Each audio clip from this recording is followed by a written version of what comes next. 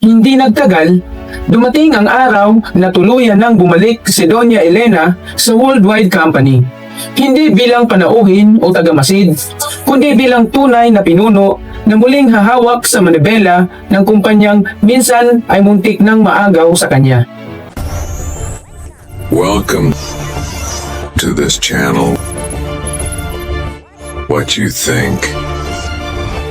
Sa isang opisyal na anunsyo, ipinahayag niya sa lahat ng empleyado na siya na muli ang mamamahala sa kumpanya.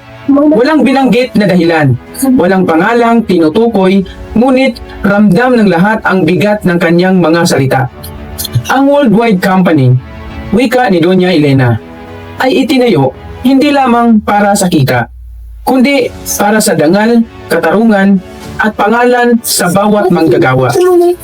Sa isip niya, malinaw ang kanyang layunin, mananatili siya sa pamamahala hanggat hindi pa handa ang kanyang anak na humawak ng pinakamataas na posisyon bilang CEO, hindi dahil sa kakulangan ni Miguel, kundi dahil nais niyang ihanda ito hindi lamang sa negosyo, kundi sa bigat ng responsibilidad at kaakibat ng kapangyarihan. Ang tahimik na pag-urong ng kontrabida. Sa pagbabalik ni Doña Elena, unti-unting nababawasan ang kapangyarihan ni Miss Clara. Ang mga dokumentong dati siya lamang ang may hawak ay ngayon ay dumadaan na sa masusing pagsusuri. Ang kanyang mga utos ay kinikwestiyon at ang kanyang galit ay wala nang tinatapot. Ngunit ngumiti pa rin siya sa harap ng matanda. Ngunit sa kanyang isipan ay nagsisimula ng gumuho ang kanyang mga plano. Alam niyang hindi basta-basta babalik si Doña Elena kung walang dahilan. Ang paghahanda sa susunod na pinuno. Si Miguel ay tinawag ng kanyang ina sa opisina. Ang parihong silid kung saan nagsimula ang lahat. Doon niya ipinaliwanag ang kanyang pasya. Anak, mahinahon niyang wika. Darating ang araw na ikaw ang uupo sa upuan ito. Ngunit kailangan mo munang matutong magdesisyon, hindi lang gamit ang isip, kundi pati ang puso. Simula noon, sinimulan ni Doña Elena na isama si Miguel sa bawat pagkukulong, ipinapaliwanag ang bawat kontrata at ipinapakita ang tama at maling paraan ng pamumuno. Pinakikinggan ni Miguel ang mga empleyado, natuto mula sa kanilang mga kwento at unti-unting nauunawaan ang tunay na kahulugan ng pagiging CEO. Habang muling namumuno si Doña Elena, bumalik ang tiwala at pag-asa sa loob ng Worldwide Company. Ang mga empleyadong dati takot ay muling nagsalita. Ang kumpanya ay hindi lamang lumago sa kita, kundi pati sa pagkakaisa. At sa puso ng matandang bilyonarya, may kapanatagan. Alam niyang darating ang tamang panahon kapag sapat na ang gulang, karanasan at katatagan ng kanyang anak, saka lamang siya bababa sa pwesto. Hanggang sa araw na iyon, mananatili siyang bantay ng kumpanya at tagapangalaga ng pangarap na kanilang sinimulan bilang pamilya.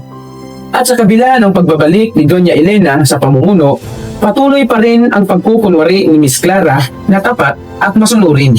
Sa bawat pagpupulong, siya'y tahimik na nakikinig, nagtatala at ngumingiti, ngunit sa likod nito, lihim pa rin niyang hinahanap ang paraan upang maisakatuparan ang kanyang balak.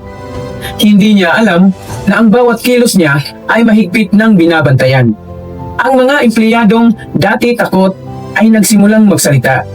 Isa-isa silang nagbibigay ng pahayag, dokumento, at patunay ng pang-aabuso at panlilinlang. At dumating ang araw ng malaking pagpupulong ng lupon ng mga direktor. Naroon ang mga investor, mga senior manager, at mga matagal ng empleyado ng Worldwide Company. Inakala ni Miss Clara na isa lamang itong karaniwang pagpupulong. Ngunit nang tumayo si Doña Elena, tahimik ang buong silid. Marami sa inyo, wika niya, ang naging saksi sa paglago ng kumpanyang ito. Ngunit may ilan ding nagtangkang sirain ito mula sa loob. Isang hudyat lamang at inilabas ang mga dokumento, record ng tawag at kasunduan. Lahat ay may pirma at pangalan ni Miss Clara. Ang bawat pahina ay tila kutsilyong unti-unting bumabaon sa kanyang mga plano. Namutla si Miss Clara. Pilit siyang nagsalita, ngunit wala nang makinig. Ang kanyang mga kasinungalingan ay nalunod sa bigat ng ebidensya. Sa harap ng lahat, opisyal na tinanggal si Miss Clara sa kanyang posisyon. Ang kapangyarihang matagal niyang inasam ay naglaho sa isang iglap. Hindi siya pinaparusahan dahil sa galit, kundi dahil sa katarungan.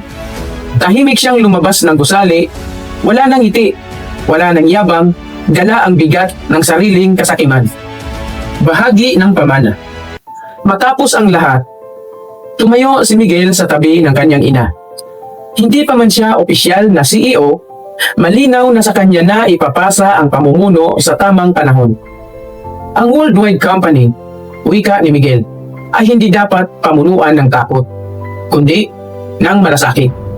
Napangiti si Doña Elena. Alam niyang handa na ang kanyang anak, hindi lang sa edad, kundi sa puso at prinsipyo. Muling umunlad ang worldwide company, hindi lamang sa laki ng kita, kundi sa tiwala ng mga tao. Si Doña Elena ay unti-unting umatras mula sa araw-araw na pamamahala, habang si Miguel ay dahang-dahang humahawak sa mga responsibilidad. Ang paghahanap ng tunay na katiwala. Matapos ang tuluyang pagkakatanggal ni Miss Clara, bumalik ang katahimikan sa opisina ni Doña Elena. Ngunit alam niyang may isang mahalagang pwesto ang bakante. Ang pwestong minsang nagdala ng malaking panganib sa kanyang kumpanya. Isang hapon, tinawag niya si Miguel. Anak, wika ng matanda. Paano tayo makakahanap ng isang sekretaryang tunay na mapagkakatiwalaan? Hindi lamang matalino, kundi may mabuting puso. Hindi agad sumagot si Miguel. Ngumiti lamang siya ng bahagya, tila may naisip na plano. Inay, sagot niya kalaunan. Hindi lahat ng mabuti ay nakikita sa resume. Minsan, ang ugali ng tao ay mas nakikita sa kilos kaysa sa salita. Kinabukasan, naglabas ng opisyal na anunsyo ang worldwide company. Nangangailangan ng isang katiwalang sekretarya bukas sa lahat ng aplikante. Marami ang nag-a-apply, mga bihasa, mas mataas na pinag-aralan at may mararangal na kasuotan. Puno ang lobby ng malaking gusali ng pag-asa at kumpiyansa. Ngunit hindi nila alam na may pagsubok na naghihintay, isang pagsubok na hindi nakasulat sa anunsyo. Maagang dumating si Miguel sa gusali, ngunit hindi bilang anak ng isang bilyonarya. Siya ay nagbalat kayo bilang isang mahirap, nakasuot ng lumang damit, gusot ang buhok, at may hawak na maliit na supot. Isa-isa niyang nilapitan ang mga aplikante. Pasensya na po, mahina niyang sabi. May maitutulong po ba kayo? Kahit pangkain lang. Marami ang umiwas ng tingin, ang iba'y nainis, ang iba'y nanlait pa. Dito ka pa talaga ng limos, sabi ng ilan. Umalis ka nga, istorbo ka, uwi ka ng iba. Bago pumasok sa elevator, may isang tauhan na lihim na inutusan ni Miguel. Naglagay ito ng malaking halaga ng pera sa isang mesa na para bang naiwan. Ang sinumang magsusuli ng pera pagdating sa opisina ni Doña Elena ay siyang isaalang-alang para sa posisyon. Ngunit sa bawat aplikanteng dumaan, may kumuha ng pera at hindi nagsuli. May ilan pang nagtawanan. Tila ba ipinagmamalaki ang kanilang ginawa. Ang huling aplikante. Sa huli, pumasok ang isang babae, maganda, ngunit simple ang pananamit. Tahimik siya at may maamong muka. Bulungan ang salubong sa kanya. Ay, siya yung nagtitinda ng kakanin sa bangketa, sabi ng iba. Siguro, nagbakasakali lang. Panunuya pa ng ilan. Ngunit, nang madaanan niya si Miguel, huminto siya. Kuya, wika niya. Sabay abot ng maliit na supot. Ito lang po ang baon ko. Pero sana, makatulong sa iyo. Nang makita niya ang perang nasa mesa, kinuha niya ito, ngunit hindi para angkinin. Mahigpit niya itong hawak habang patuloy ang paglalakad. Sa opisina ni Doña Elena, isa-isang pumasok ang mga aplikante, may kumpiyansa ang iba. Mayabang naman ang ilan. Nang dumating ang huling babae, tahimik niyang inilapag ang pera sa mesa. May nakita po akong perang naiwan, mahinahon niyang sabi. Baka may-ari po kayo nito. Nagtinginan ang mag-ina. Isang hudyat lamang at ipinakita ni Miguel ang video recording ng lahat ng nangyari mula sa labas ng gusali hanggang sa elevator. Kitang-kita ang panlalait, ang pagtangi sa tulong at ang pagkuha ng pera na walang pagsusuli. At malinaw din kung sino ang nagbigay ng tulong at nagsuli ng pera, ang babaeng minamaliit ng lahat. Tahimik ang buong silid. Tumayo si Doña Elena at ngumiti. Hindi ka namin hinirang dahil sa ganda o talino mo, wika niya sa babae, kundi dahil sa iyong puso.